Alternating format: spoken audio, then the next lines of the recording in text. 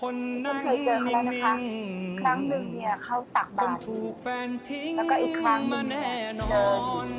เลยพาหน้าโรงพัหัวใจกบ้างอ่อนๆที่ร้าวร้อนเสียใจเข้ามาด้วยนะคะผ่อนที่เขาคลามียสามีแล้วแววและตาสามีของซึ้งเขาเนี่ยซึ้งก็อยากเป็นเจ้าจะลืนายที่ดีมคนที่ทำร้าย